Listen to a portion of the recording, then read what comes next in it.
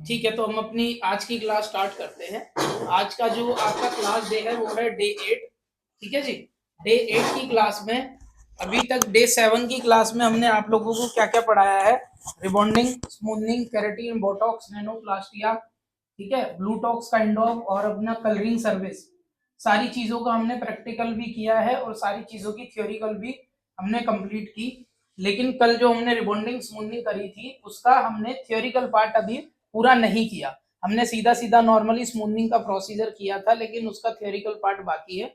जैसे कि केस वगैरह जो होते हैं ना, हमारी केस स्टडी पेंडिंग है। तो सबसे पहले हम आज आपकी केस स्टडी कराएंगे प्रॉपर।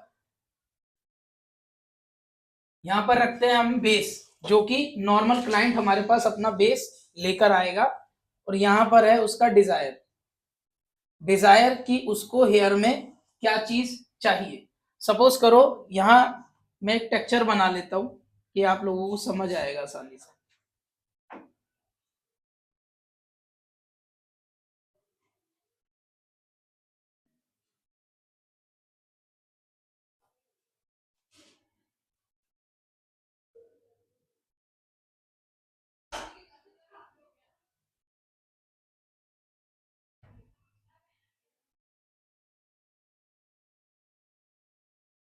देखो, हमने ये नॉर्मल क्लाइंट का हेयर का बैक साइड बनाया है।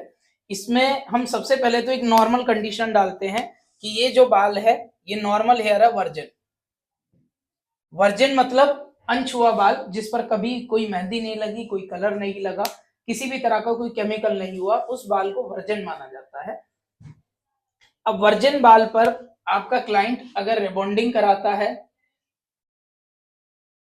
या फिर स्मूथनिंग कराता है, तो आप सीधा सीधा प्रोसीजर कर सकते हो जैसा हमने कल किया था डेमो में। ठीक है, वो सीधा प्रोसीजर यहाँ पर लागू हो जाता है। लेकिन सपोज करो क्लाइंट का जो बाल है वो सिर्फ यहां तक वर्जिन है, हाफ लेंथ तक, सिर्फ गर्दन तक उसका बाल यहां है वर्जिन, और नीचे के बालों में उनको ग्लोबल प्लस हाइलाइट्स क्लाइंट ने कराया हुआ है, यानी उन्होंने कलर कराया था जिसको तकरीबन 6-7 महीने साल बीत गया है, और ऊपर की जो उनकी न्यू ग्रोथ आई है वो वर्जिन हेयर है। और अब वो आपको चाहती है कि आप उनके बालों पर स्मूथनिंग कर दो। ठीक है, रिबॉन्डिंग या स्मूथनिंग या स्ट्रेटनिंग कुछ भी कराती है, एक ही बात है। जिसमें भी बाल को स्ट्रेट किया जा रहा हो वो सभी सर्विस स्ट्रेटनिंग प्रोडक्ट के साथ की जाती हैं, और वो सब एक ही लेवल में गिनी जाती हैं। चाहे आप उसे स्ट्रेट थेरेपी बोल लो, चाहे आप उसे स्मूथनिंग बोल लो, चाहे आप उसे रिबॉन्डिंग बोल लो, सभी का काम है बालों को स्ट्रेट करना। ठीक है, तो हमने एक कंडीशन डाल दी हेयर में नॉर्मल सी कि नीचे अगर बाल कलर्ड है और ऊपर का बाल उनका वर्जिन है, तो आप यहाँ पर स्मूथनिंग उनको कैसे कर सकते हो।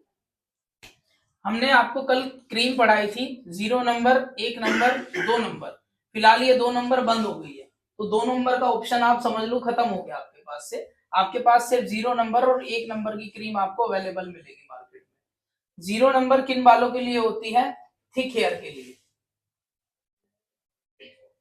और 1 number normal hair, colour hair. तो जहां तक बाल वर्जिन है वहां तक आप इनको 0 नंबर की क्रीम अप्लाई करोगे। फर्स्ट एप्लीकेशन कहां होगी?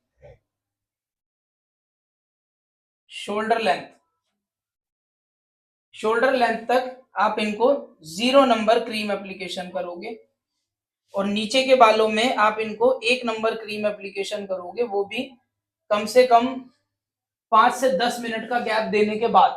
क्योंकि जहां जहां पर हाइलाइट्स होंगी उन बालों में डैमेज होने का भी खतरा रहेगा, वो बालों में ड्राइनेस आने का भी खतरा रहेगा। तो आपको कम से कम 10 मिनट के बाद सेकेंड एप्लीकेशन करनी है, वो भी 1 नंबर क्रीम के साथ। मेरी वॉइस आ रही है ना सबको? पहली एप्लीकेशन आप उनको शोल्डर लेंथ तक करोगे जहां तक उनका बाल वर्जिन है प्रॉपर, वो आप 0 नंबर क्रीम के साथ कर सकते हो। लेकिन जहां से भी उनका कलर स्टार्ट हो रहा है नीचे तक, और जहां तक भी वो कलर है, वहां आपको कम से कम 10 मिनट के बाद 1 नंबर की क्रीम के साथ एप्लीकेशन करनी है। ठीक है, ये तो हो गया इसका सीधा सीधा प्रोसीजर।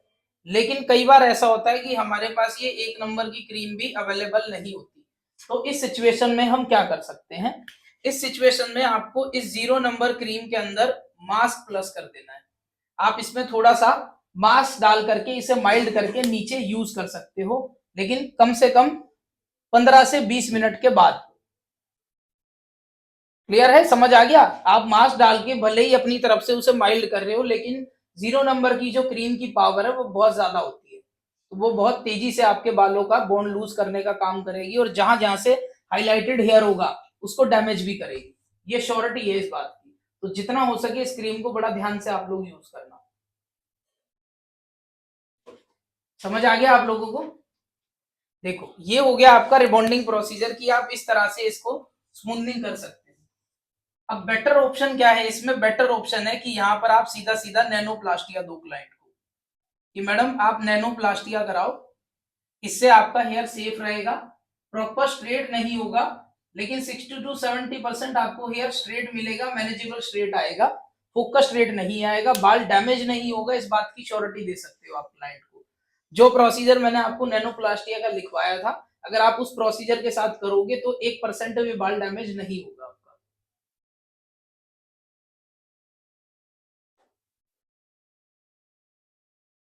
समझ आ गया आपको? अगर आपकी क्लाइंट नैनोप्लास्टिया के लिए एग्री हो जाती है, तो जहां जहां पर कलर वाला बाल है वहां वहां पर आप उनको ब्लू टॉक्स का लगाओगे, और जहां तक वर्जिन बाल है वहां तक आप उन्हें नैनोप्लास्टिया लगाओगे। क्लियर है? लेकिन ये बात कस्टमर को नहीं बताई जाती है कि हम आपका काम दो प्रोडक्ट से कर रहे हैं, क्योंकि आप जानते हो कि रिजल्ट में कोई फर्क नहीं आएगा, लेकिन कस्टमर के माइंड में हमेशा ये चीज रहेगी कि दो दो तीन तीन प्रोडक्ट लगा रहा है, कहीं गड़बड़ ना हो जाए, कहीं रिजल्ट ना आए, या मिक्सिंग करने से मेरा बाल ना खराब हो। तो इस तरह की चीजें क्लाइंट के साथ कभी शेयर नहीं की जाती। आपको सिर्फ उनका एक माइंड वॉश करके अपने हिसाब से उनको कन्वर्ट करना है।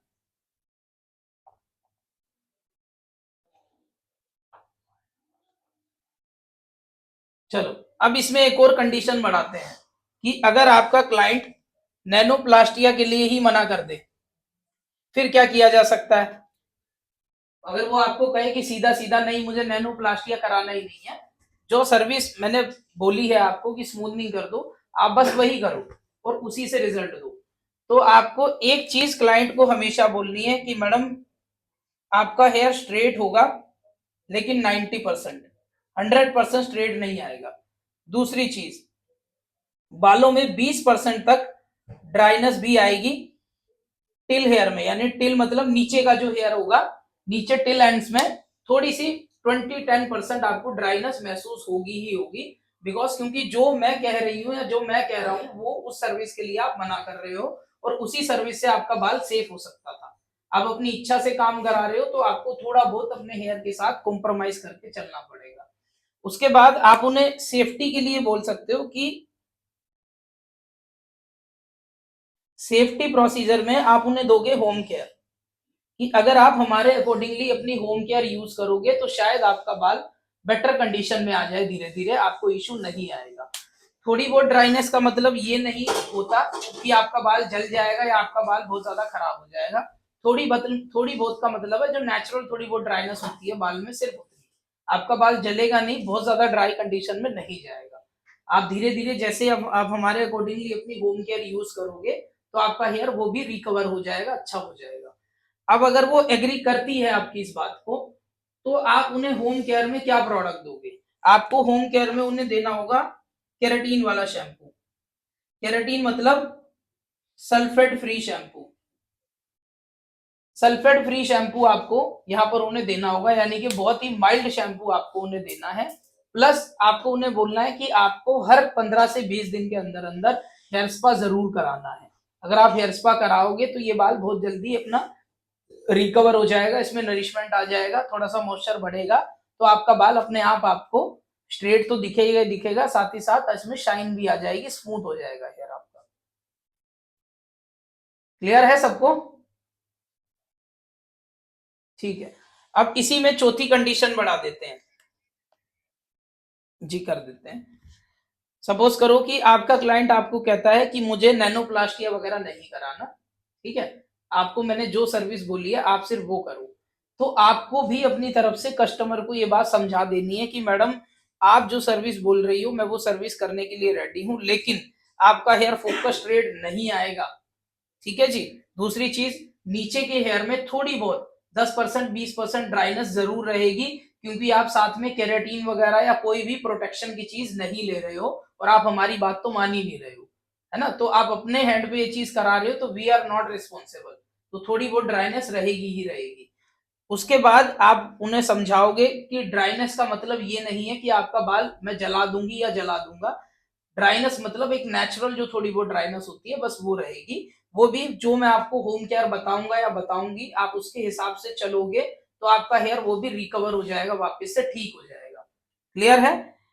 होम केयर में आप उसे क्या बताओगे, होम केयर में आप उसे शैम्पू मास्क केराटिन वाले दोगे, सल्फेट फ्री। उससे क्या होगा, एक माइल्ड शैम्पू की वजह से उनके बालों में ड्राइनेस जो होगी भी वो भी बहुत ज्यादा नजर नहीं आएगी। क्लियर है। उसके साथ साथ आप उन्हें बताओगे कि आपको हर 15 से 20 दिन के अंदर अंदर हेयर स्पा सर्विस जरूर करानी है। उससे आपके बालों में नरिशमेंट आएगा, मॉइस्चर लेवल बढ़ेगा, तो आपका हेयर ऑटोमेटिकली आपको अच्छा दिखना शुरू हो जाएगा।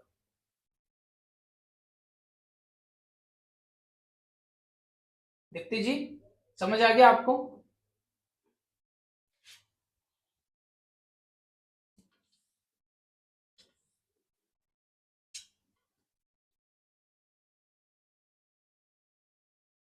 चलो अब इसको दूसरी कंडीशन के हिसाब से देखते हैं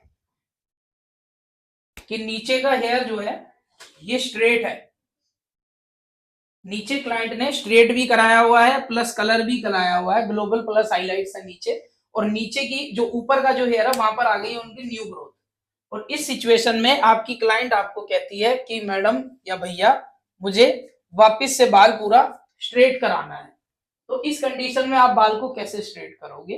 देखो, जहां तक उनकी जो न्यू ग्रोथ है वहां तो एक चीज क्लियर है कि फर्स्ट एप्लीकेशन आप वहां करोगे किससे, 0 नंबर से या फिर 1 नंबर क्रीम के साथ। आप किसी भी क्रीम से वहां वर्जिन हेयर पर एप्लीकेशन कर सकते हो। ठीक है। एक चीज मिस हो गई, वो लिख लो ध्यान से। ये सभी एप्लीकेशन आपको हमेशा वेट हेयर में करनी पड़ेगी। हमेशा गीले बालों में ही आपको स्पूनिंग क्रीम के साथ काम करना है, सूखे बालों में कभी मत करना। गीला बाल मतलब कि टॉवल ड्राई हेयर, चाहे आप आधी लेंथ में लगा रहे हो चाहे आप वर्जिन बाल पे काम कर रहे हो, किसी भी तरह की कंडीशन में आपको सिर्फ और सिर्फ वेट हेयर पर ही स्मूथनिंग क्रीम का यूज करना है। चलो वापस से अपना केस पढ़ते हैं।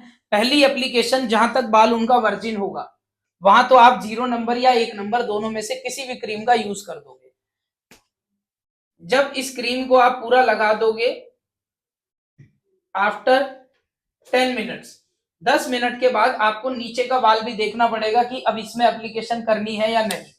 तो सबसे पहले आप इसकी कंडीशन को समझो कि नीचे का जो बाल है वो ऑलरेडी स्ट्रेट है, यानी कि उस बाल का जो बॉन्ड है वो पहले ही लूज हो चुका है और सेट है स्ट्रेट में।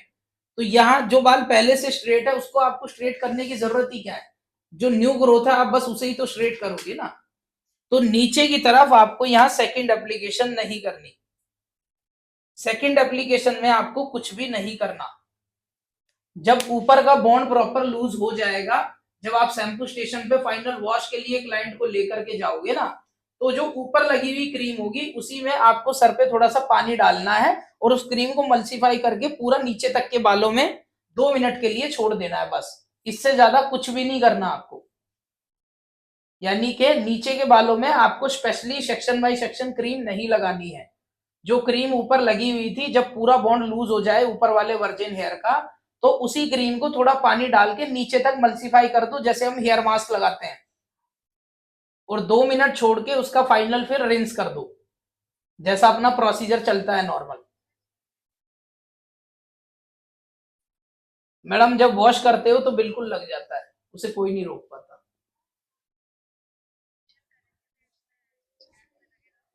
नहीं, बिल्कुल मैडम वो स्कैल्प पे लगी नहीं सकती है। जब वॉश करते हो तब तो थोड़ा बहुत लग जाता है, लेकिन ऐसा होता है कि वो तो पानी में होता है बाल, तो थोड़ी सा माइल्ड हो जाता है ना, तो इतना असर नहीं कर पाता। लेकिन स्पेशली आप उसको नहीं लगाओगे एप्लीकेशन करते समय तो वो टच भी नहीं होनी चाहिए। देखो कोई भी, मैंने आपको कल भी समझाई थी ये बात, केराटिन हो, बोटॉक्स हो, नैनोप्लास्टिया हो, कोई भी प्रोडक्ट हो, इनफैक्ट की हेयर स्पा तक भी आपके रूट के लिए नहीं बनाया गया है। हेयर स्पा भी आपके वो एक बाल की सर्विस होती है, ठीक है। अगर आप उसे रूट पर यूज कर रहे हो तो आपके रूट में एक्स्ट्रा ऑयल आना शुरू हो जाएगा, ग्रीसी फोम क्रिएट होती है रूट पर, जिसकी वजह से डैंड्रफ भी होता है लोगों को। तो रिएक्शन तो कहीं ना कहीं होता है, किसी को हो जाता है जल्दी, किसी को नहीं होता है, किसी को बाद में पता लगता है, सिर्फ इतना डिफरेंस है। जैसे कि जो कंडीशनर आता है, कंडीशनर के लिए कहते हैं कि इसको रूट पे यूज नहीं करना, जबकि कंडीशनर में तो ऐसा कुछ है ही नहीं कि रूट पे लगने से उसमें कोई दिक्कत हो। लेकिन फिर भी कंपनी कहती है कि जो बाल आपके बाल के लिए जो चीज आपके बाल के लिए बनाई गई है ना, आप उसको कभी भी अपनी स्किन पर यूज क्यों करोगे? क्योंकि उसमें जो केमिकल डाले गए हैं वो आपके बाल के हिसाब से डाले गए हैं, स्किन के हिसाब से नहीं डाले गए हैं। और जो ये रिबॉन्डिंग सर्विस है, इसका तो केमिकल बहुत ज्यादा हार्ड है, ये तो आप भी जानते हो। तो हार्ड प्रोडक्ट को आप रूट पे कैसे यूज कर सकते हो?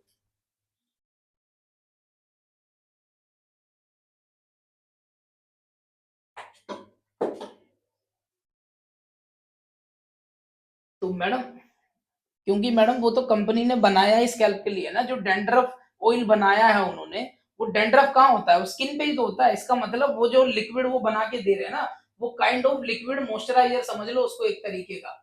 क्योंकि स्कैल्प में जो ड्राइनेस आती है उसी को तो डैंड्रफ बोलते हैं लोग। हमारी स्किन यहाँ से ड्राई नहीं पड़ती है क्या? एक समय ऐसा आता है जब हाथ में से हमारी स्किन अपने आप ऐसे उतरने लगती है, फटने लगती है। किसी को ठंड में होती है ये दिक्कत, या ठंड जाते समय किसी के साथ हो सकता है, या गर्मियां जाते समय होता है कि हाथों की स्किन हमारी छोटी छोटी सी पपड़ी उतरने लग जाती है। तो वही सेम पपड़ी यहाँ भी तो आती है हमारे स्किन में, उसी ड्राइनेस को लोग डैंड्रफ मानते हैं। तो अगर हम हाथों पे मॉइस्चराइजर यूज करते हैं तो वो स्किन अपने आप धीरे धीरे ठीक हो जाती है। तो वो लिक्विड एक तरह का मॉइस्चराइजर की तरह काम करता है आपकी रूट पर।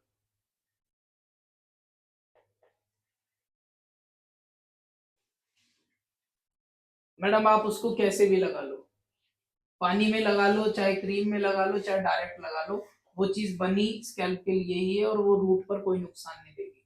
लेकिन रिबॉन्डिंग क्रीम को, स्मूथनिंग क्रीम को आप रूट पर नहीं लगाओगे।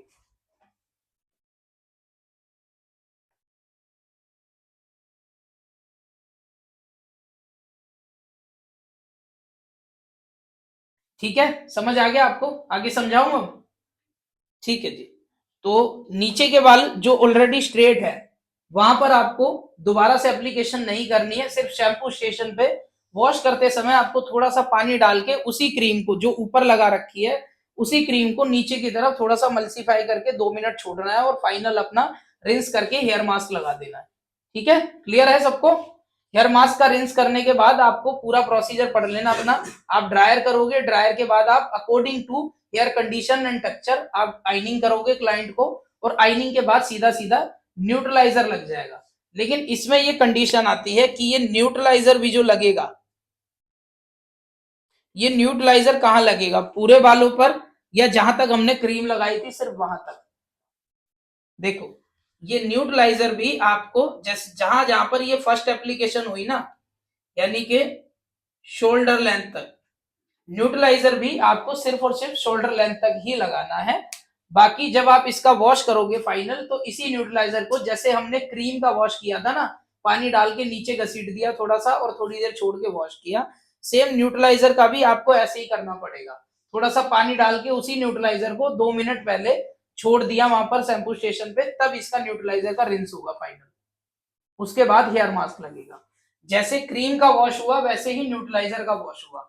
जैसे क्रीम पूरे बालों पे लगी है वैसे ही न्यूट्रलाइजर भी पूरे बालों पे लगेगा। समझ आ गया? बहुत बढ़िया। चलो, अब इसमें एक कंडीशन और बढ़ाते हैं।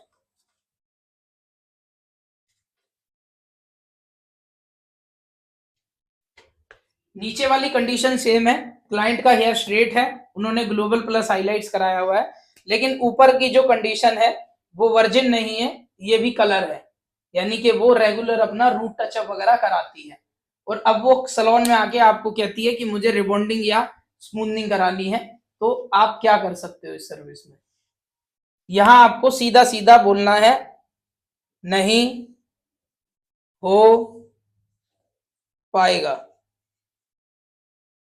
किसी का बाल खराब करने से, जलाने से कहीं बेटर होता है कि आप उसे एक ना बोल दीजिए। वो बहुत बेटर चीज है। हो सकता है बाद में वो आपकी बात सुन के यहाँ रिबॉन्डिंग या स्मूथनिंग का आइडिया स्किप करके आपकी बात मान ले, कुछ और करा ले। लेकिन आप सिर्फ 2-4 पैसे कमाने के चक्कर में उसका बाल खराब कर दो, बाल जला दो, इसमें कहीं की कोई समझदारी नहीं है।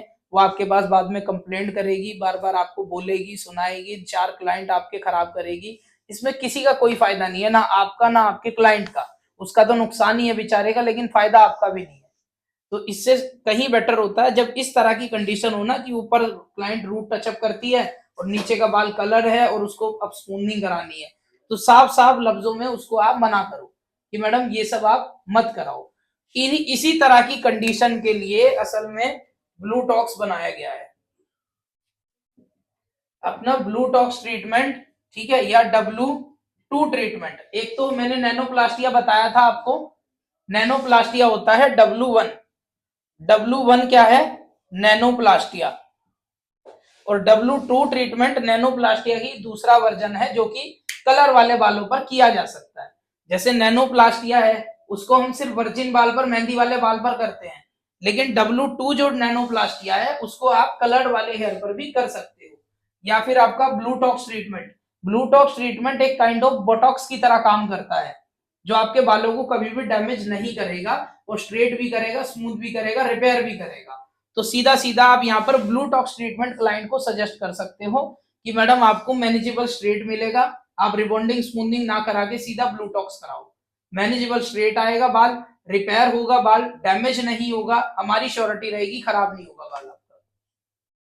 समझ आ गया?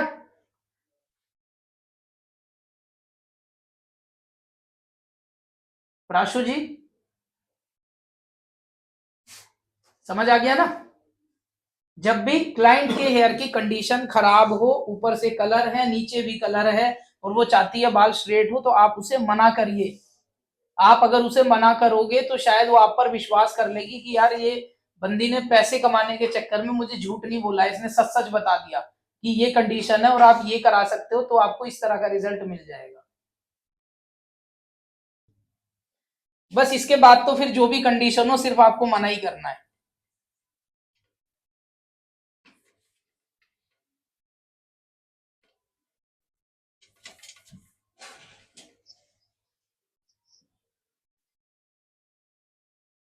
W2, W1 और W2 ये दोनों नैनोप्लास्टिया ही है। W1 होता है वर्जिन वाले बालों के लिए, मेहंदी वाले बालों के लिए, और W2 होता है कलर वाले बालों के लिए, ड्राई डैमेज बालों के लिए। जैसे स्मूथनिंग क्रीम होती है ना 0 नंबर थिक हेयर के लिए, 1 नंबर कलर्ड हेयर के लिए, सेम वैसे ही है ये। W1 वर्जिन हेयर के लिए यानी थिक हेयर के लिए, हीना वाले बालों के लिए, और W2 मतलब कलर वाले बालों के लिए।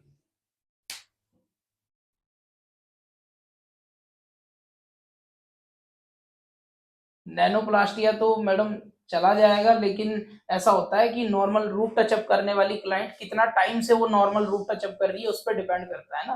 कई बार कलर कर करके बाल इतना कोटेड हो जाता है कि वो इंटरनली बहुत ज्यादा वीक होता है। और नैनोप्लास्टिया में भी तो स्मूथनिंग क्रीम का वो डाला जाता है ना, केमिकल, बाल को स्ट्रेट करने के लिए। तो जैसे ही आप उस बाल पे स्मूथनिंग क्रीम अपना काम करेगी, वो बाल डैमेज हो सकता है, ड्राई भी हो सकता है। और जब, साफ सीधी बात है मैडम, जब कंपनी ने आपको उसका सब्स्टिट्यूट दिया हुआ है, तो आप जबरदस्ती क्यों कर रहे हो उस प्रोडक्ट के साथ?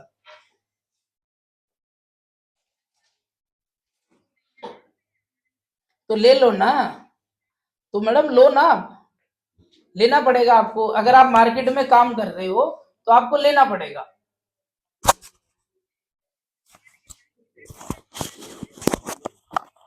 हाँ मैडम। हाँ तो मैडम आप ब्लूटॉक्स मत लो, W2 ट्रीटमेंट ले लो। वैसे फायदा तो आपका ब्लूटॉक्स लेने में ही है।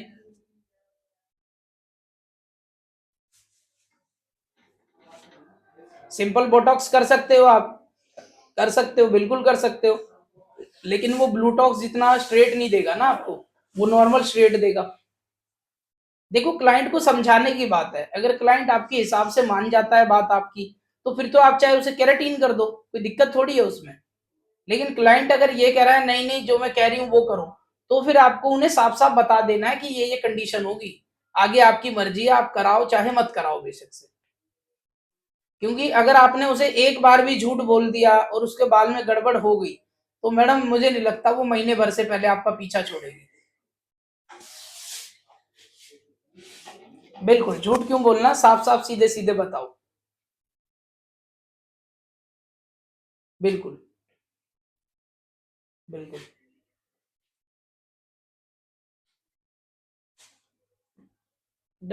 बता तो दिया, मतलब आवाज कट रही है आपकी।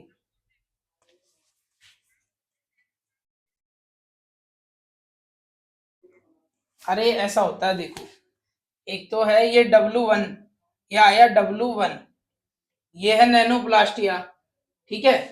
फिर ये आया W2, ये भी है नैनोप्लास्टिया।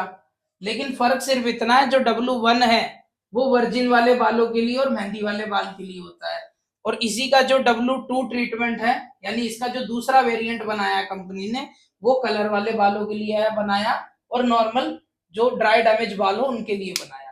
कहने का मतलब है ये हार्ड प्रोडक्ट है और ये थोड़ा सा माइल्ड प्रोडक्ट है, बस।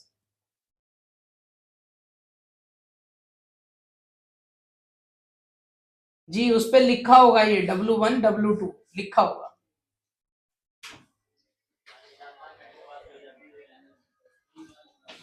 जी मैडम बिल्कुल।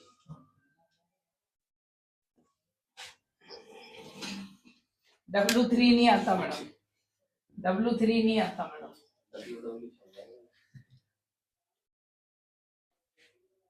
क्या लिखा है? 3 in 1 का मतलब होता है रिपेयर करेगा, स्ट्रेट करेगा, स्मूथ करेगा। 3 in 1 का मतलब ये भी होता है, ये केराटिन, बोटॉक्स, स्ट्रेटनिंग तीनों का काम करके देगा। ये है वो 3 in 1। जी प्रोसीजर तो एक ही होगा ना, नैनोप्लास्टिया ही तो है वो। अच्छा चलो, मैं आपसे अगर एक सवाल पूछूं कि 0 नंबर क्रीम थिक हेयर के लिए होती है, 1 नंबर क्रीम कलर्ड हेयर के लिए होती है, प्रोसीजर सेम रहेगा या अलग अलग होगा दोनों का? बिल्कुल।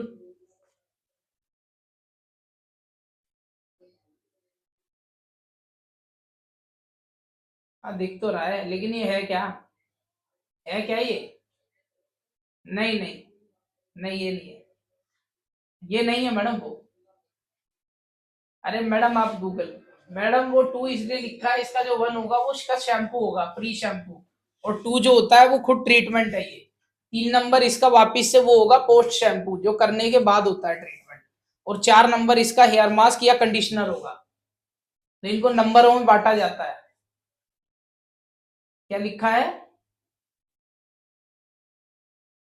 हाँ क्योंकि मैडम ये W1 है ही नहीं ना, W1 फ्लोरा एक्टिव कंपनी का आता है, और W2 भी फ्लोरा एक्टिव कंपनी का ही आता है। आपके पास जो ब्रांड है, ये ब्रांड तो मैंने पहली बार देखा है।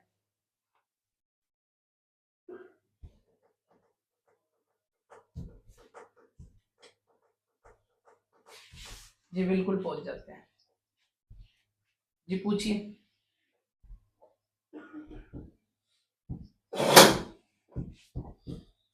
इसका मतलब आपका बॉन्ड लूज नहीं हुआ है, आप उस पर वापस से केराटिन वगैरह, बोटॉक्स या ब्लूटॉक्स वगैरह कर दीजिए। अगर हेयर स्ट्रेंथ अच्छी है बाल की, तो वहां पर आप नैनोप्लास्टिया भी कर सकते हैं, अगर बाल अच्छी कंडीशन में है तो। ठीक है चलिए। वैसे तो देखो, रिबॉन्डिंग प्रोसीजर आजकल कोई करता ही नहीं है, स्मूथनिंग ही कर रहे हैं सब। जी नहीं, दोबारा वो नहीं कर सकते आप उस पर, दोबारा से अगर स्मूथनिंग करोगे ना बाल पर, तो बाल आपका डैमेज हो सकता है।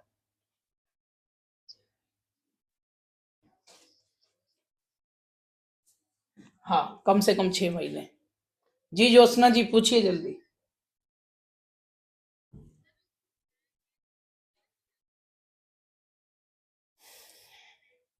लेकिन फिर भी वेव आ गया। वो फूला फूला का मतलब है आपने बाल जला दिया।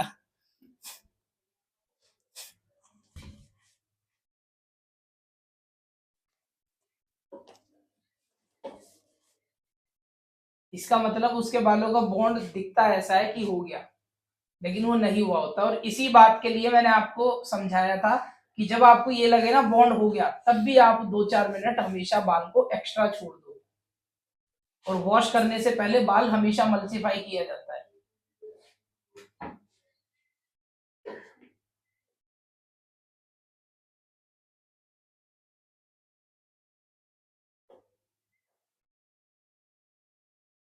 मैडम मेरी बात सुनो, ऐसा होता है, ऐसा हमारे साथ भी हो जाता है कई बार कि जब हम नॉर्मल किसी थिक हेयर पर काम करते हैं ना, तो करली, जब बहुत ज्यादा बाल करली या मोटा हो ना, तो उस स्ट्रक्चर में हो जाती है गड़बड़, किसी से भी हो जाती है, चाहे मैं हूं या आप हो, कोई भी हो जाती है दिक्कत। वहां आपको कुछ सेफ्टीज लेकर के चलनी होती है, जैसे कि जब प्रॉपर बॉन्ड लूज हो जाए उसके बाद आपको कम से कम 5-6 मिनट 10 मिनट हमेशा क्रीम को एक्स्ट्रा रखना चाहिए, जब बाल बहुत ज्यादा कर्ली हो या बाल बहुत ज्यादा मोटा हो। ठीक है, पहली सेफ्टी ये हुई। दूसरी सेफ्टी, जब आप उसका वॉश करते हो तो हमेशा 2 मिनट पहले मल्सीफाई करना चाहिए क्रीम को प्रॉपर, ताकि कहीं से भी अगर बॉन्ड में कोई कमी होगी तो वो पूरी हो सके। दूसरी सेफ्टी ये होती है। तीसरी सेफ्टी ये है कि अगर बाल बहुत ज्यादा कर्ली है या बहुत ज्यादा मोटा है तो आपको आइनिंग प्रोसीजर जो होता है वो बिल्कुल पतले सेक्शन में और 2 बार करना चाहिए। पहले एक बार पूरे हेड पे आइनिंग कर दी फुल हेड, 10-15 मिनट रुक के फिर दोबारा आइनिंग कर दो पतले सेक्शन में, अगर बाल बहुत ज्यादा करली या मोटा है तो। ठीक है, ये तीसरी सेफ्टी होती है।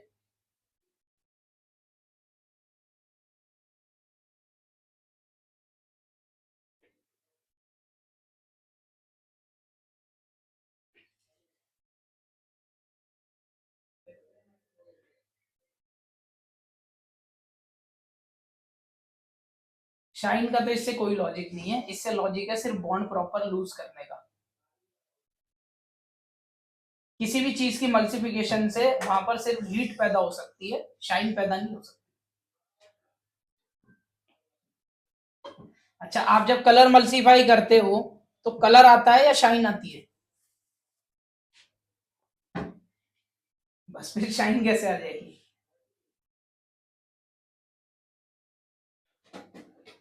शाइन का उससे कोई लेना देना नहीं होता, शाइन आती है आपके आइनिंग टेम्परेचर के थ्रू।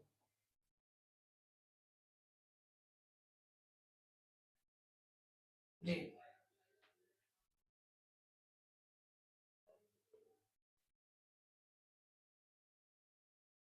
अरे क्या बोल दिया आपने, आराम से बोलो। हाँ हाँ,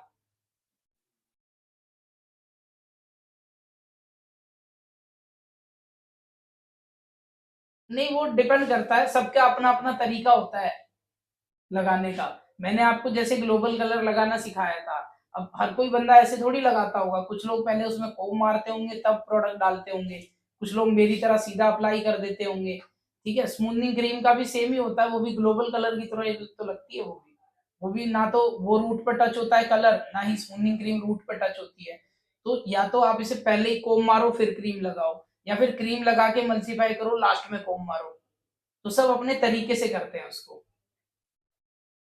अगर आप उसमें कोम नहीं भी मारोगे तब भी ऐसा नहीं है कि स्मूथनिंग क्रीम काम नहीं करेगी, जो उसका काम है काम तो वो पूरा करके देगी आपको। कोम मारने से सिर्फ ऐसा हो जाता है कि थोड़ा सा बाल जो है वो स्ट्रेट टेक्सचर में आप छोड़ देते हो। ठीक है, और कोम लगने से प्रोसीजर में ऐसा होता है कि बालों में टेंगल नहीं होता, तो प्रोसीजर भी अच्छा चलता है, जब आप वॉश वगैरह करते हो तो बाल में टेंगल नहीं आता।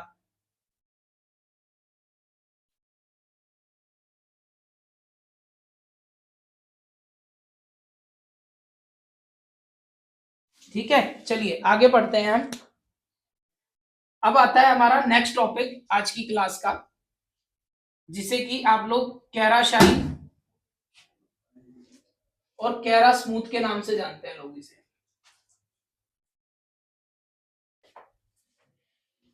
आपने कुछ नाम सुने होंगे मार्केट में, कैरा शाइन, कैरा स्मूथ, कैरा बॉन्ड, इस तरह के बहुत सारे नाम घूम रहे हैं सबके दिमाग में, है ना? असल में ये चीज है क्या, इस बात को समझो पहले तो। ये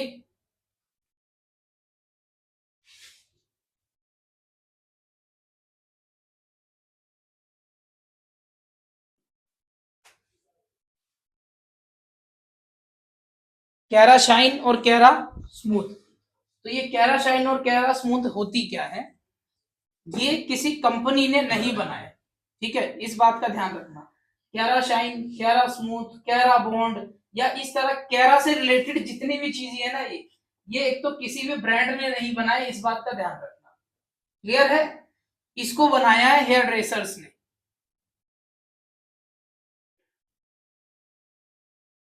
कैरा स्मूथ, कैरा शाइन, इस तरह के वर्ड प्ले करके हेयर ड्रेसर अपने क्लाइंट के साथ कहा जाए तो एक तरह से धोखाधड़ी कर रहे हैं तरीके से देखा जाए तो, या फिर वर्ड प्ले करके वो अपनी काउंसलिंग को बहुत अच्छा बना रहे हैं, ये भी आप मान सकते हो। तीसरी चीज की क्लाइंट को भी आजकल शायद आदत हो गई है सच ना सुनने की, तो बेचारों की मजबूरी है कि वो झूठ बोल के उनको काम करते हैं। अब कैरा शाइन के नाम पर कोई स्मूथनिंग करता है क्लाइंट को, तो कोई बोटॉक्स कर देता है, ठीक है। कैरा शाइन कैरा स्मूथ, कोई स्मूथनिंग कर देता है तो कोई बोटॉक्स कर देता है, ठीक है। कोई यहां पर इसको रिबॉन्डिंग कर देता है, तो कोई केराटिन कर रहा है। सब अपने हिसाब से काम कर रहे हैं। हिसाब से मतलब क्लाइंट को अगर हेयर स्ट्रेट चाहिए तो कैराशाइन का नाम दे करके उसने उसको स्मूथनिंग कर दी। क्लाइंट को अगर बाल रिपेयर चाहिए, स्ट्रेट नहीं चाहिए, तो उसने सीधा सीधा बाल पर बोटॉक्स कर दिया, कुछ भी नाम लेके, कैराशाइन, कैरा स्मूथ, कैरा बॉन्ड, कुछ भी अलग नाम बता के उसने सीधा सीधा बोटॉक्स कर दिया क्लाइंट को कि लो जी हेयर रिपेयर हो गया आपका।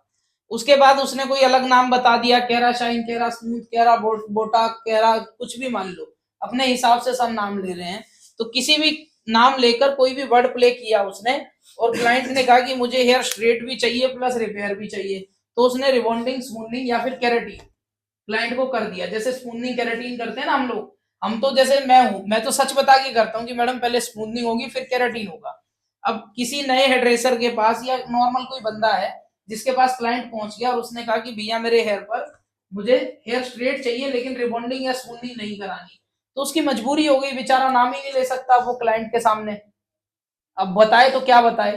तो यहां पर किसी हेयर ने सब्स्टिट्यूट निकाला कि मैडम ठीक है, ना रिबॉन्डिंग करूंगा ना स्मूथनिंग करूंगा, आप सीधा कैराशाइन कराओ या कैरा बॉन्ड कराओ, आपको सेम रिजल्ट मिलेगा रिबॉन्डिंग स्मूथनिंग वाला, बाल स्ट्रेट भी होगा, डैमेज भी नहीं होगा। यहां पर क्या किया उन्होंने, पूरी रिबॉन्डिंग या स्मूथनिंग जो करना था कर दिया, उसके बाद सेम टाइम में केराटिन कर दिया पूरा। इसको लोगों ने बोल दिया कैराशाइन और कैरा स्मूथ। तो ये कैराशाइन, कैरा स्मूथ जब आगे धीरे धीरे बहुत ज्यादा बढ़ने लगी और ये इस लाइन के दिग्गज लोगों के पास पहुंची, तो उन्होंने इस चीज का एक और सब्स्टिट्यूट बनाया। क्या सब्स्टिट्यूट बनाया कि हाफ स्मूथनिंग, हाफ स्मूथनिंग और फुल केराटिन, फुल केराटिन या बोटॉक्स, इसको उन्होंने इसका नाम दे दिया कैराशाइन और कैरा बॉन्ड, कैरा स्मूथ। ये क्या चीज है, ये है आधी स्मूथनिंग या आधी रिबॉन्डिंग करके उसके बाद पूरा केराटिन या बोटॉक्स कर देना बाल पर, उसको कैरा स्मूथ, कैरा बॉन्ड, कैरा शाइन के नाम से क्लाइंट को किया जाने लगा। हालांकि जब तक ये चीज पूरी हो रही थी ना, तब तक क्लाइंट के रिजल्ट बहुत अच्छे आ रहे थे कि लोग भले ही नाम दूसरा यूज कर रहे थे लेकिन सीधा सीधा प्रोसीजर पूरा करते थे कि पूरी स्मूथनिंग करते थे और पूरा केराटिन करते थे। लेकिन दिग्गजों ने इसका इस तरह से नाश किया कुछ कि आधी स्मूथनिंग कर दी और आधा पूरा केराटिन कर दिया। उससे क्या हुआ कि उस समय तो क्लाइंट को लगा कि हाँ बहुत अच्छा हो गया, बाल ना डैमेज हुआ, स्ट्रेट भी हो गया। लेकिन जैसे ही क्लाइंट 8-10 वॉश करता था घर पे, तो बालों में उनके वापस से वही वाला वेव देखा जाने लगा, बाल खराब होने लगा, डैमेज होने लगा। अब देखो इसका कारण समझो कि प्रोसीजर तो उन्होंने अपनी तरफ से सही किया कि आधी स्मूथनिंग कर दी उसके बाद केराटिन लगा दिया, तो बाल तो डैमेज नहीं हुआ और स्ट्रेट भी हो गया। लेकिन ये खराब क्यों हो रहा था, क्योंकि आधी स्मूथनिंग का मतलब है कि उन्होंने बाल को वॉश किया, बाल का बॉन्ड लूज किया और बॉन्ड लूज करने के बाद उन्होंने बाल पर केराटिन वगैरह कर दिया पूरा। इससे क्या हुआ, बाल स्ट्रेट तो हो गया लेकिन न्यूट्रलाइजर के बिना बॉन्ड तो फिक्स हो ही नहीं पाएगा, क्योंकि बॉन्ड को तो न्यूट्रलाइजर ही फिक्स करेगा। और न्यूट्रलाइजर ही उन्होंने यहाँ पर स्किप कर दिया, न्यूट्रलाइजर की जगह पर उन लोगों ने केराटिन लगाया और पूरा केराटिन कर दिया या बोटॉक्स कर दिया। तो न्यूट्रलाइजर की कमी को केराटिन कैसे पूरा कर सकता है, ये बताओ। सोचो एक बात, जब आपने न्यूट्रलाइजर जिस काम के लिए बना हुआ है, ये इसका उदाहरण अगर मैं आपको दूं तो आप एक चीज सोचो, अगर मैं आपको कहूं पूरा दिन आप सिर्फ कोल्ड ड्रिंक पीना, पानी नहीं मिलेगा आपको, तो क्या कोल्ड ड्रिंक आपके पानी की कमी को पूरा कर सकती है? कभी भी नहीं कर सकती। आप जितनी कोल्ड ड्रिंक पियोगे उतना आपको पानी की प्यास और भी ज्यादा बढ़ती चली जाएगी। तो जब तक आप पानी नहीं पियोगे तब तक तो आपकी शांत नहीं हो पाएगी प्यास, आप परेशान हो जाओगे, हो सकता है बीमार भी हो जाओ। तो सेम चीज बाल के साथ होती है, जब हम बाल पर स्मूथनिंग क्रीम लगाते हैं तो बाल का पीएच लेवल बढ़ गया और बॉन्ड जो है उसका वो अनमेनेजेबल हो गया, तो न्यूट्रलाइजर क्या करता है, न्यूट्रलाइजर एक तरह से वहां पर पानी का ही काम करता है, पीएच लेवल को बैलेंस करेगा, ठीक है, बॉन्ड को सेट करेगा, अनमैनेजेबल बॉन्ड को मैनेजेबल में लेकर आएगा वो। और आपने यहाँ पर न्यूट्रलाइजर ही नहीं लगाया तो वो बाल कब तक टिक पाएगा, केराटिन उसे कब तक रोक लेगा, 2 वॉश रोक लेगा, 4 वॉश रोक लेगा, हद से हद 10 वॉश रोक लेगा। तो सेम चीज कंडीशन रही, 2-4 वॉश जैसे ही क्लाइंट के घर पे होते थे, बालों में किसी के वेव आ जाता था, किसी के बालों में ड्राइनेस आ जाती थी, क्योंकि न्यूट्रलाइजर की कमी को केराटिन पूरा नहीं कर सकता। जैसे हमारे शरीर में पानी की कमी को कोल्ड ड्रिंक पूरा नहीं कर सकती, वैसे न्यूट्रलाइजर का जो काम है उसको केराटिन नहीं कर सकता। क्लियर है? जब तक छोटे हेड्रेसर बेचारे सीधा सीधा प्रोसीजर कर रहे थे तब तक उनके साथ कोई दिक्कत नहीं थी, सब बढ़िया था। लेकिन जैसे जैसे दिग्गजों ने इसका नाश किया या इस प्रोसीजर को बिगाड़ा, उसके बाद सबके साथ दिक्कतें शुरू होने लगी।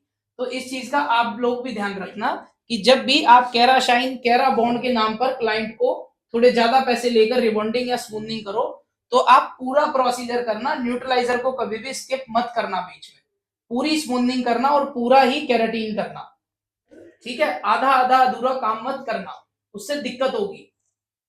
क्लियर है? सबको समझ आ गया? क्यों साहब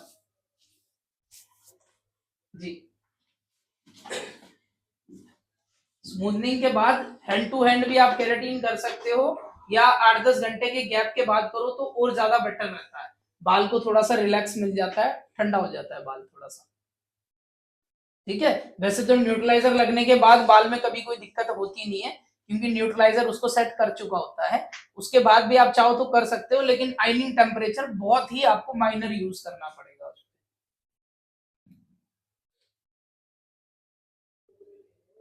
जी मैडम बोलिए।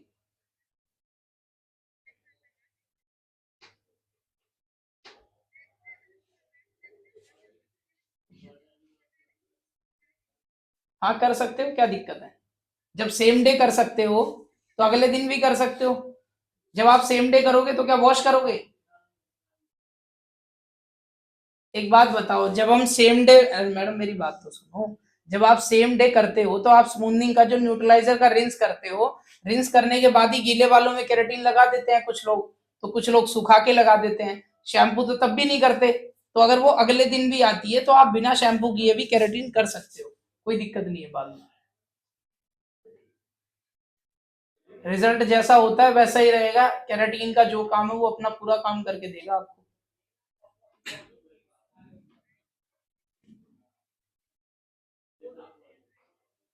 क्या?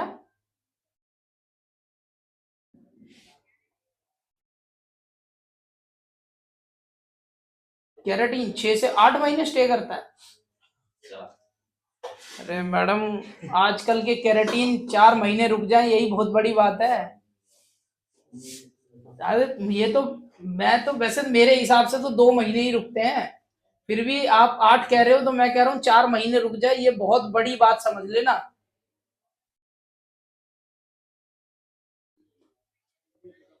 हट जाएगा? तो मैडम अब ये कोई मेरे घर की चीज थोड़ी है, मैं क्या कर सकता हूँ इसमें, कंपनी बना रही है उसको। आप अपने क्लाइंट को समझाना ये चीज कि 2-2.5 महीने में आपको वापस से केराटिन रिपीट कराना पड़ेगा 3 महीने बाद। ये चीज तो हम भी बोलते हैं क्लाइंट को, जब भी वो कलर वगैरह कराती है हमसे या स्मूथनिंग कराती है तो हम हमेशा बोलते हैं कि मैडम आपको केराटिन या बोटॉक्स साथ में लेना चाहिए, क्योंकि इस तरह की सर्विस से आपका बाल हमेशा थोड़ा बहुत ड्राइनेस में रहेगा ही रहेगा।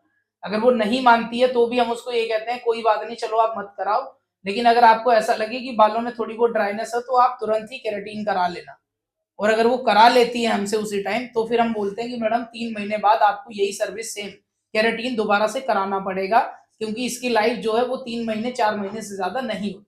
आप इसको वापस से रिपीट करा लेना और आपका जो रिजल्ट है वो शायद ज्यादा अच्छा स्मूथेबल नरिशमेंट वाला रिजल्ट आपका चले। समझ आ गया आपको? हाँ जी। क्या? एक एक बंदा पूछो, ज्योत्सना जी आप बोलो पहले।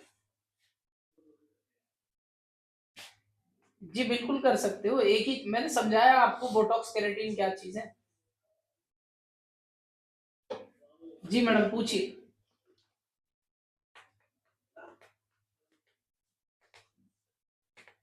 ये नहीं करना है, ये नहीं करना है मैडम, यही बोला है मैंने कि ये नहीं करना है आपको।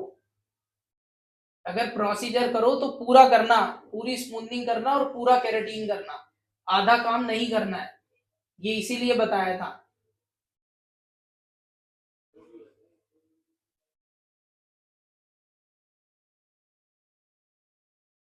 नहीं, बिल्कुल नहीं होगा मैडम, सेम डे करो तब भी नहीं होगा, कैसे हो जाएगा? केराटिन किस लिए बनाया गया है ये बताओ आप मुझे। मैंने आपको केराटिन पढ़ाया था। जी बिल्कुल। और अगर प्रोटीन आप बाल को दे रहे हो, अच्छा चलो आप मुझे एक बात बताओ, आप एक नॉर्मल, हम अपनी बात करते हैं नॉर्मल लाइफ की, जब आप घर पे खाना खाते हो तो उसके बाद आप पानी पी लेते होंगे कई बार, है ना? कुछ लोग होते हैं जो खाना खा के नहीं भी पीते हैं पानी। तो अगर आप उसके आधे घंटे बाद दोबारा से पानी पी लेते हो तो क्या आपको कोई नुकसान होगा? नहीं होगा ना। तो मैडम केराटीन एक प्रोटीन सर्विस है, वो आपके बालों को कभी भी नुकसान नहीं दे सकती, चाहे आप उसको 1 घंटे बाद कर लो, 2 घंटे बाद कर लो, चाहे 10 दिन बाद कर लो।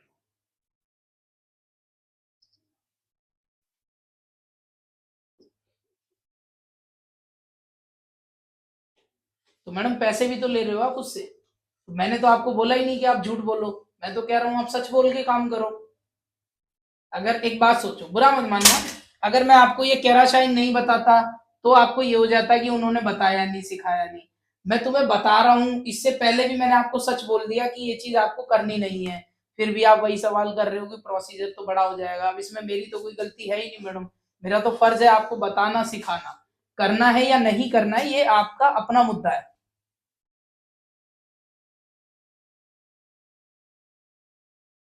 जी संजीदा जी पूछिए।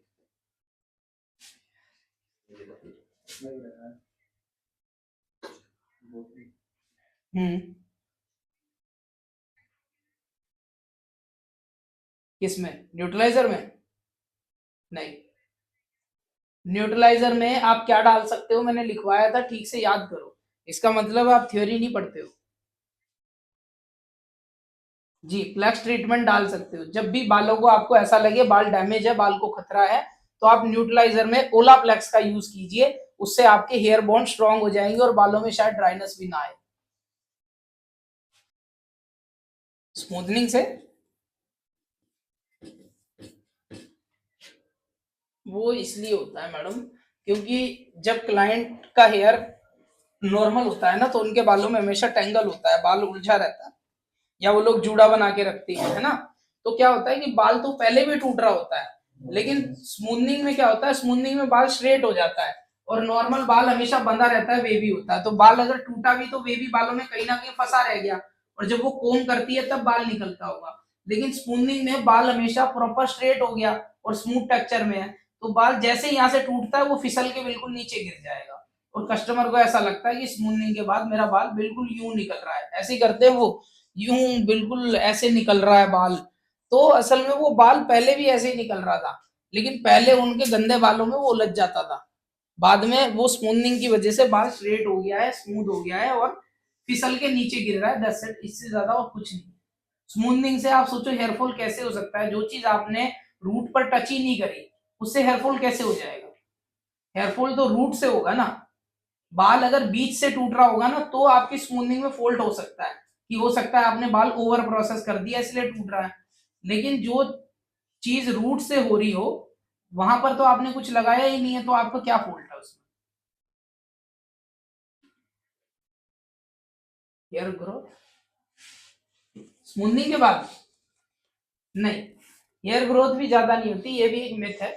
वो ऐसा होता है कि नॉर्मल टेक्सचर में, जैसे मेरा बाल नॉर्मल है अभी, है ना, या आपका बाल है नॉर्मल टेक्सचर है, तो आपका बाल जब बढ़ता है ना तो आपको पता नहीं लगता।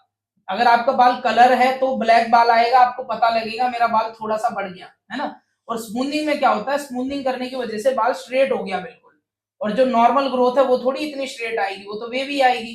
तो वो अगर थोड़ी सी भी आती है तो क्लाइंट को तुरंत ही लगने लगता है बहुत तेजी से बाल बढ़ रहा है, क्योंकि वो स्ट्रेट तो आ नहीं रही है कि उससे मैच हो सके।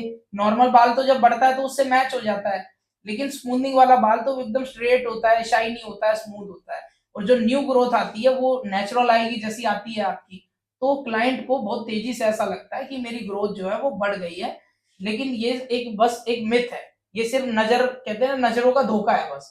पहले वो ग्रोथ दिखती नहीं थी, बाद में वो ग्रोथ दिखनी शुरू हो जाती है, बस इतना फर्क आता है। क्लियर है सबको?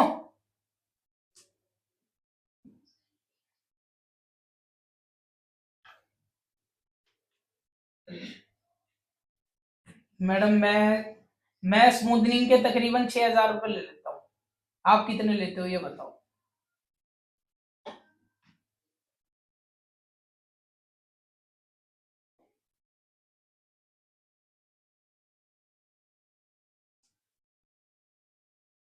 देखो मैडम, ऐसा होता है, मेरी बात सुनिए, आप समझने की कोशिश करना इस बात को। प्राइस लिस्ट जो होती है ना इंसान की या किसी भी सलोन की, वो उसके लोकल एरिया के हिसाब से होती है। मैं जिस एरिया में हूँ, आप नॉर्मल, अब मुझे क्या पता है आपके वहां की लोकेलिटी कैसी है, मैं आपको प्राइस दे दूं अपने यहाँ का, है ना, या अंदाजे से आपको प्राइस दे दूं, और आपके वहां पर लोकेलिटी है कि वो बेचारे स्मूथनिंग के 1500 ही दे सकते हैं, और आप उनसे कैराशाइन के नाम पे मांगोगे 6,000 4,000, तो वो शायद ना दे पाए, और आपका जो काम आ रहा है शायद वो भी नहीं आ पाएगा। तो जो प्राइस पे आप काम करते हो ना, आप उसी में थोड़ा सा बढ़ा के प्राइस ले सकते हो बस।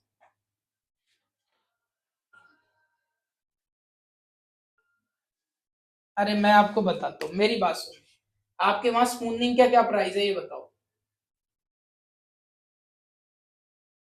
मैडम कैसे छोड़ दूं, आप बताओ ना, बताओ क्या प्राइस है स्पूनिंग का आपके वहां?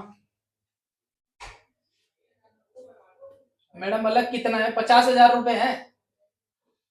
चलो, आपके वहां स्पूनिंग का प्राइस 50,000 है बस, इससे ज्यादा तो नहीं होगा। और केराटीन का क्या प्राइस है?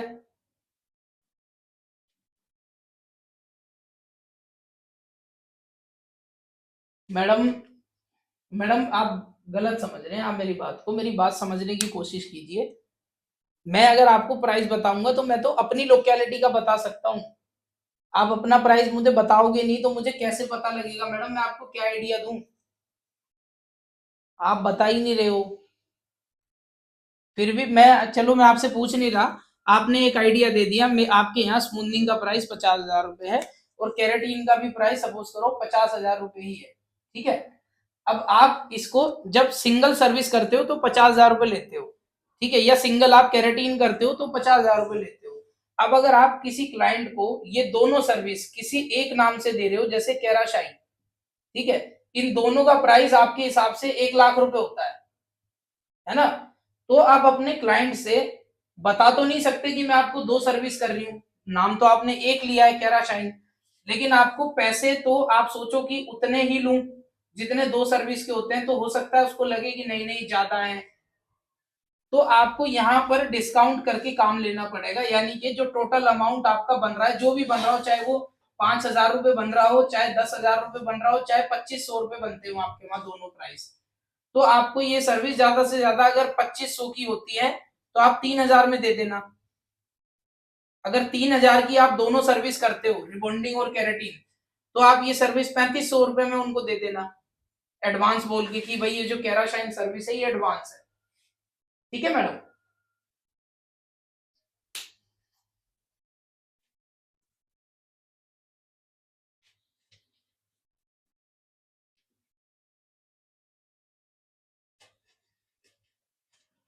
देखो ऐसा होता है मैडम, ये बात बिल्कुल मैंने आपको सच बोली है कि लोकेलिटी के हिसाब से प्राइस लिस्ट होती है सबकी। जैसे मेरे पास जब क्लाइंट आता है तो मैं एक कलर के तकरीबन तकरीबन 5 से 6 हजार रुपए ले लेता हूँ, ठीक है। और वहीं पर कुछ आर्टिस्ट ऐसे भी होते हैं जो 4,500 रुपए में कलर के साथ साथ कैरेटीन भी कर देते हैं, तो बहुत डिफरेंस है ना दोनों चीजों में। हालांकि कलर वो भी वैसा ही करते होंगे, कलर मैं भी वैसा ही कर रहा हूँ, लेकिन फर्क आ रहा है लोकेलिटी का, नाम का, क्वालिटी का। आप क्या क्वालिटी कर रहे हो, आपके वहां की क्या लोकेलिटी है, वो प्राइस लिस्ट क्या है आपके आसपास में, उसके हिसाब से ही आप अपने सलोन में प्राइस लिस्ट को चेंज कर सकते हो, ठीक है। थ्योरी, जी कीजिए दीप्ति जी, बोलो बोलो।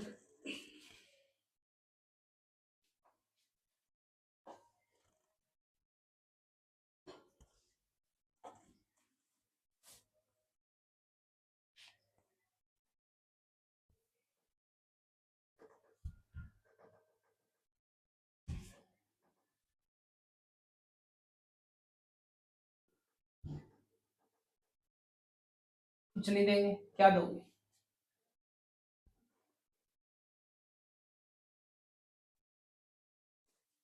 जी बिल्कुल, जो जैसे होता है सब वैसे ही होगा। ठीक है, तो आज का आपका थ्योरिकल पार्ट इतना ही होना है।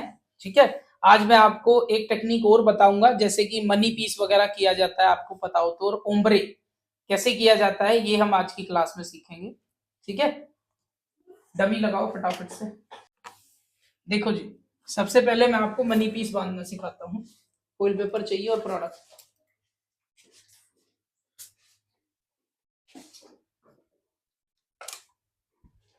सेक्शन क्लिप लगाए।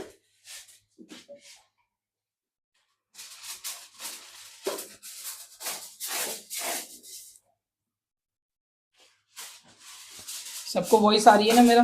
माइक ऑन कर लो सारे अपना।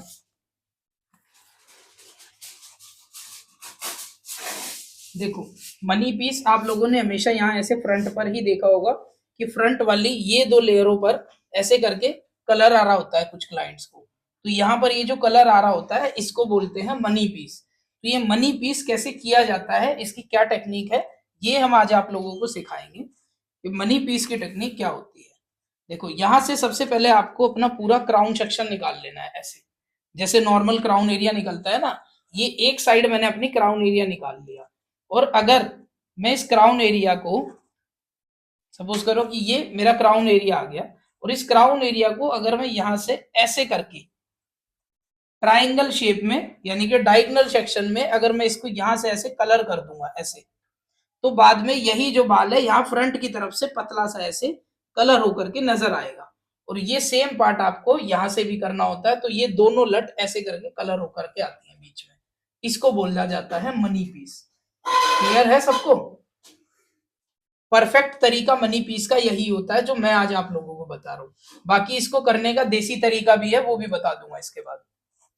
प्रोफेशनल वे इसका यही है कि यहां से आपको ऐसा एक डायगोनल सेक्शन लेना है, और उसको थोड़ा सा ऐसे आप बैककोम कीजिए कि छोटा वाला जो छोटा छोटा टेल हेयर होगा ना आपका, जो ब्रेकेज वाला बाल होता है, वो आपको ऐसे पीछे रखना है थोड़ा सा, कि उन बालों पे कलर ना लगे। उस बाल से पकड़ो, उस हाथ से पकड़ो।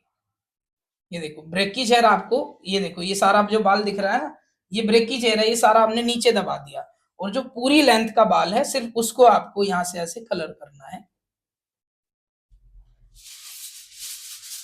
ये फॉइल पेपर लिया आपने, फोल्ड करा 1 इंच, प्रोडक्ट लगाया फॉइल पर थोड़ा सा। सबको नजर आ रहा है?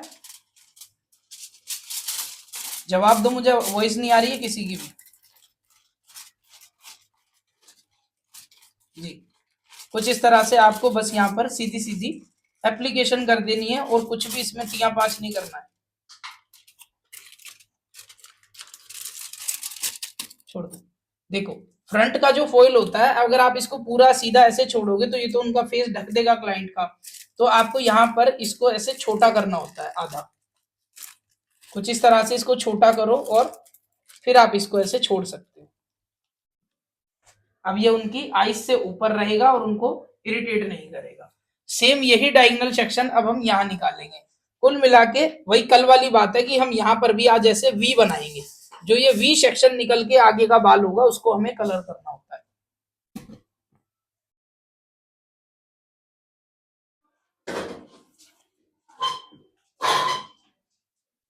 क्राउन सेक्शन निकाल लिया। क्राउन सेक्शन निकाल के ये हमने यहाँ पर अपना सेक्शन ले लिया वी। ये देखो, अब ये वी शेप में कन्वर्ट हो गया।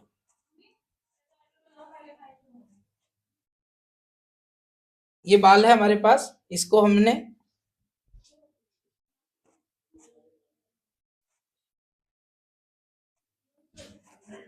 इसको थोड़ा सा ऐसे बैक कोम किया, और सारे बाल नीचे करके कोम पकड़ा दी। ये फॉइल आ गया, फॉइल को फोल्ड किया 1 इंच, फॉइल पर थोड़ा सा कलर लगाया ताकि बाल चिपक जाए उससे। और प्रोडक्ट एप्लीकेशन कर दी।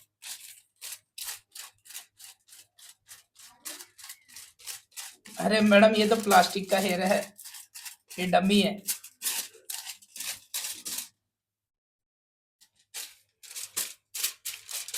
ये डमी है, मैं सिर्फ आपको करना सिखा रहा हूँ कि एप्लीकेशन यहाँ आपको कैसे करनी है।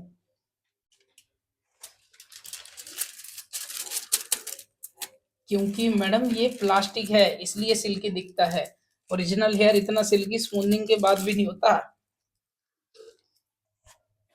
देखो कितना अच्छा है। चलिए, ये समझ आ गया आपको? अरे जवाब दो, मुझे सुनाई नहीं दे रहा ना दिखाई दे रहा है जी। चलिए, अब हम सीखते हैं ombre hair colour. Ombre hair colour कैसे किया जाता है। सपोज करो मनी पीस के साथ साथ आपको ओम्ब्रे भी करना है, कि फ्रंट साइड से मनी पीस दिख रही है और नीचे नीचे बालों में ओम्ब्रे कलर चाहिए क्लाइंट को। तो सबसे पहले आपने अपना मनी पीस बांध लिया पूरा। पागल है क्या? सबसे पहले अपना आपने मनी पीस बांध लिया सीधा सीधा, और बचा हुआ हेयर आपने सेक्शनिंग करनी शुरू कर दी। देखो जैसे हम अपना 4 सेक्शन निकालते हैं ना normal, year two year partition, ये निकाल लेना है आपको दोनों तरफ से। पहले हमने एक तरफ से निकाला है, और देखो ये कैसे होगा। आपको सीधे सीधे ऐसे कोम करनी है। आप लोगों में से किसी हेयर कट करते हो आप लोग सारे? हम लोग ऐसे करके हेयर कट करते हैं, रेजर कट, पता है ना सबको। यहां से हम ऐसे करके लेयर कट करते हैं, जो यहां पर आता है ऐसे। ये देखो ये पहले इसमें लेयर कट हो चुका है ना। तो इस तरह का लेयर कट अगर क्लाइंट को आप कर सकते हो तो कर दो। अदरवाइज अगर उनके बालों में वो बाल नहीं कटाना चाहती हैं तो भी आपको एज इट इज सेम तरीके से ही एप्लीकेशन करनी है। जैसे हम बालों में लेयर कट करते हैं ना, कुछ वैसे ही आपको ऐसे सेक्शन लेना है। और लास्ट जो हेयर का टिल एंड हेयर होगा ना, ये सिर्फ 3 फिंगर तक का हेयर, ऐसे 3 फिंगर रख के देख लेना, या 4 फिंगर रख लेना। 4 फिंगर तक का जो आपका हेयर होगा, सिर्फ इस बाल को आपको कलर करना है। ठीक है, वो भी ऐसे सीधा पकड़ के नहीं कि आपने ऐसे सीधा पकड़ के कलर लगा दिया, ऐसे ऐसे नहीं लगेगा। प्रॉपर जैसे सेक्शन हम काटते हैं ना, ऐसे ऐसे तिरछा करके 4 फिंगर तक का हेयर आपको यहाँ पर ऐसे कलर लगाना है। देखो अब मैंने ये सेक्शन लिया, और ये 4 फिंगर तक का हेयर मैंने ऐसे पकड़ लिया, यानी कि ये कलर मैं इधर खड़ा होकर लगाऊंगा, यहाँ पर अपोजिट साइड में। ये वाला सेक्शन यहाँ इस साइड खड़ा होकर लगाऊंगा, अपोजिट आकर के।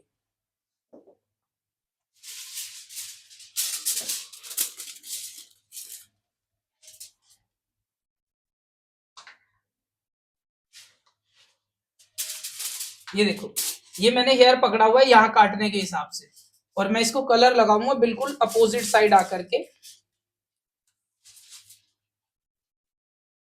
ये देखो मैंने अपनी गाइडलाइन ले ली कि मुझे इतना हेयर लगाना है। बाकी का हेयर चाहे आप आराम से पकड़ पकड़ के भी आप रख सकते हो इसको। ऐसा होगा कई बार आपके साथ भी कि बाल छूट के आपके हाथ से शायद गिर जाएगा, लेकिन वहां आपको घबराना नहीं है। एक बार अगर आपने गाइडलाइन के हिसाब से लगा दिया ना वो, तो आपको पता चल जाएगा कि ठीक है सिर्फ मुझे इतने ही बाल पे कलर लगाना है, इससे ऊपर नहीं जाना। क्लियर है? अब देखो इसमें जो ये सीधी लाइन बन गई ना प्रोडक्ट की, ये लाइन आपको कभी भी बनने नहीं देनी। इस लाइन को ऐसे खत्म किया जाता है, ब्रश को ऐसे तिरछा चलाओ, ऐसे ऐसे करके इस लाइन को। ये देखो अब ये अनइवन हो गया, खत्म कर दिया मैंने लाइन को। अब आप इसे यहां पर बंद कर दोगे। ये देखो अब जब आप इसको छोड़ोगे तो ये अपने आप बाल जो है आपको ऐसा ही लगेगा जैसे हमने ऐसे करके बाल काटते हैं। सेम चीज आपको इस साइड करनी है। यहां से आपने सेक्शन लिया, कोम किया उसे अपोजिट डायरेक्शन में,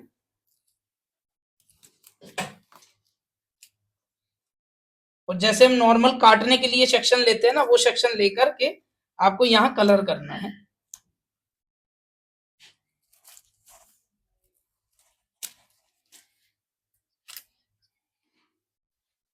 मैडम मैं कुछ भी नहीं कर रहा, मैं सिर्फ इसको मास्क लगा के आप लोगों को एप्लीकेशन करना सिखा रहा हूँ।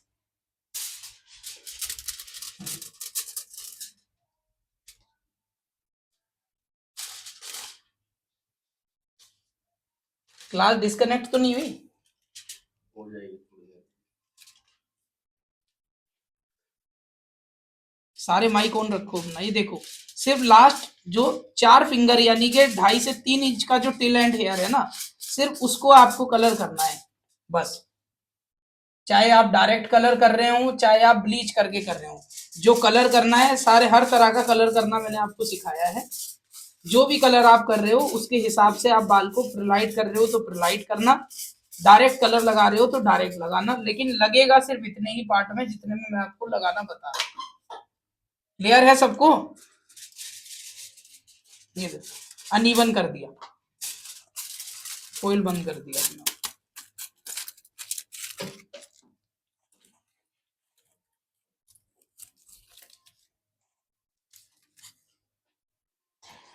अब आ गया पीछे का सेक्शन। देखो ये पीछे वाला बाल आ गया,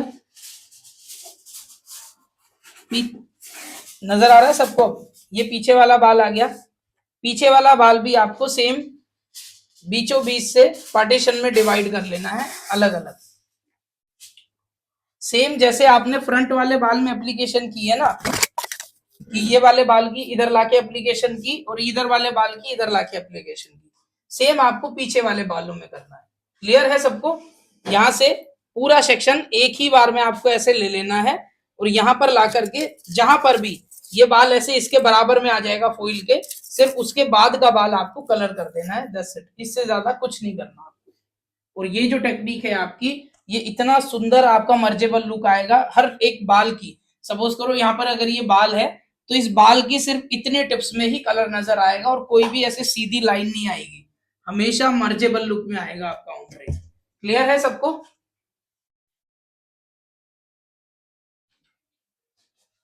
कहाँ छूट गया? बताया तो अभी।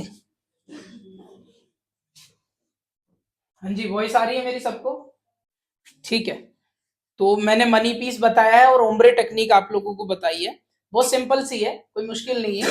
ठीक है, जैसे आप लोग हेयर कट करते हो ना नॉर्मली, बस हेयर कट की तरह आपको बाल लाना है और जो आखिरी जो बाल का इतना टिप्स होगा ना आपका 2.5 से 3 इंच का, सिर्फ वहां वहां पर आपको कलर करना है और आपका जो कलर है वो पीछे की तरफ से एक बहुत सुंदर और यू शेप काइंड ऑफ बन करके आएगा, यानी प्रॉपर मर्जेबल लुक आएगा सारा।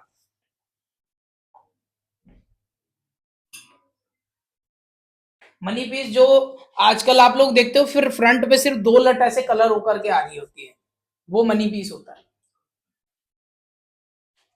मनी पीस से रिलेटेड एक आधी वीडियो अगर मुझे मिली कोई तो आप लोगों को भेज दूंगा, देख लेना कि मनी पीस किस तरह का दिखता है होने के बाद।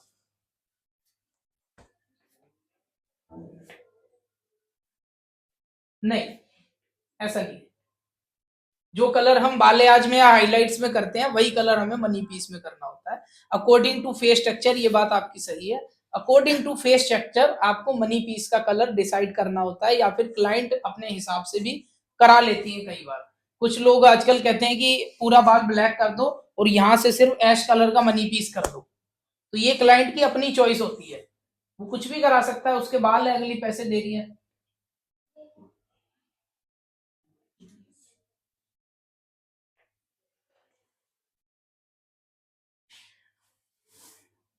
जी बिल्कुल, बताना आपका फर्ज है, लेकिन अगली को कराना होगा तो फिर आप कर ही क्या लोगे।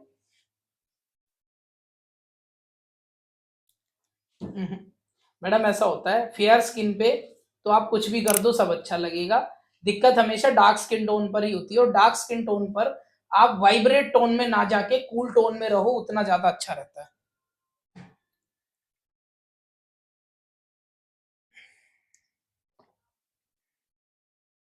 ओम्ब्रे में मैडम ऐसा होता है, ओम्ब्रे में भी स्किन टोन पर ही हर चीज डिपेंड करती है, जो कलर क्लाइंट पर अच्छा लगेगा वो कलर ओम्ब्रे में अच्छा लगेगा। देखो बिल्कुल कर सकते हो आप, आपकी क्लाइंट अगर एग्री है तो आप बिल्कुल कर सकते हो।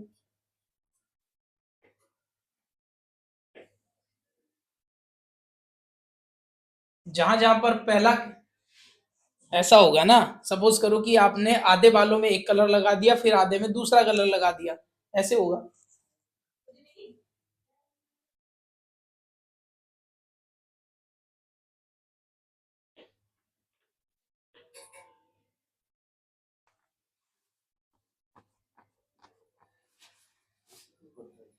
हाँ जी, कुछ पूछना है किसी को? आज की क्लास में सिर्फ इतना ही पढ़ाया जाएगा। प्रैक्टिस कर लेना, डमी लगा लेना ऐसी बढ़िया प्लास्टिक के हेयर वाली, मास्क लेके, ऑयल लेके प्रैक्टिस कर लेना, अच्छा रहेगा आप लोगों के लिए। ठीक है जी, हम लोग कल मिलेंगे। राम राम, नमस्ते। कल सुबह 12:30 बजे।